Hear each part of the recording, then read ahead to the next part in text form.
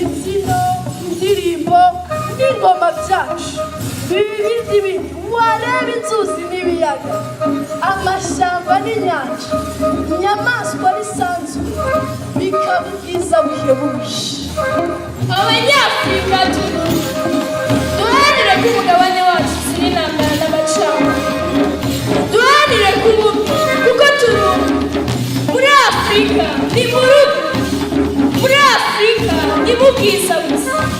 Dear Africans, our home is beautiful. I'm hearing the drums of peace. I'm listening the voice of people singing and dancing for unity, and that is beautiful.